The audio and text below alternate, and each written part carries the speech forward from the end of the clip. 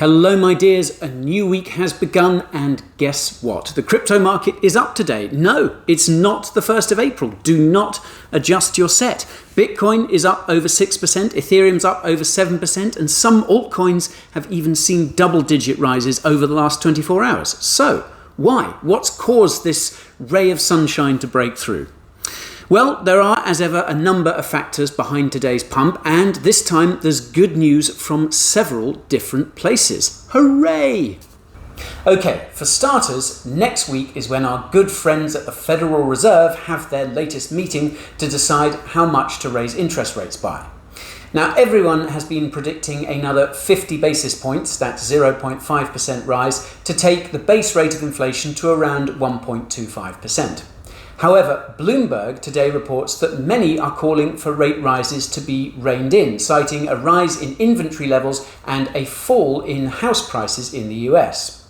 So if this dovish line of thinking holds sway, the Fed could begin to put the brakes on rate rises, and this is the sort of news asset markets love to hear.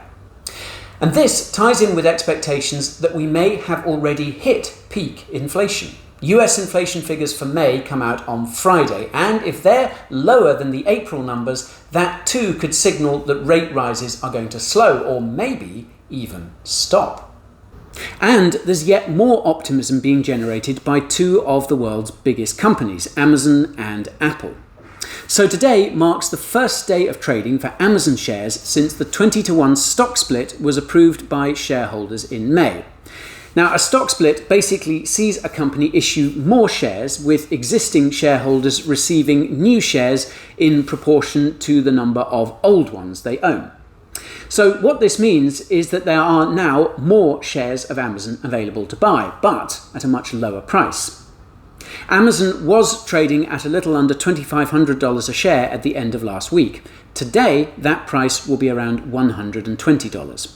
This will almost certainly tempt many investors to ape back into the market. The data suggests stocks tend to do well after stock splits, and Amazon is a company many people will probably want to own a piece of, especially now that its shares are perceived as being cheaper. Now, crypto veterans like you folks will know that a low sticker price can be very alluring, especially for inexperienced investors. Then today is also the start of the Apple conference, and people are expecting some big announcements there which could well pump Apple's stock too.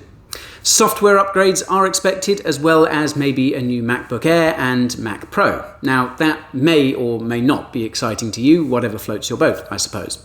I myself am keen to start a rumour that Apple is developing a robot inspired by Ed 209 from Robocop, and if you guys want to help me spread that, be my guest.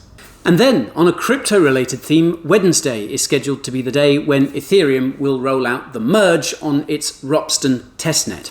Now, Ropsten is Ethereum's oldest testnet, and a successful merge there will suggest the actual merge is on course to take place in August as scheduled. Please, please let it be so, because I'm getting so bored of talking about the merge. So, Vitalik, don't screw this up.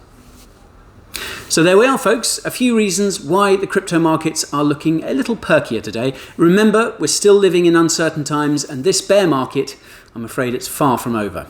The rises we've seen over the last 24 hours or so might even have gone into reverse by the time this video makes it onto YouTube. Crypto, it's never boring, is it?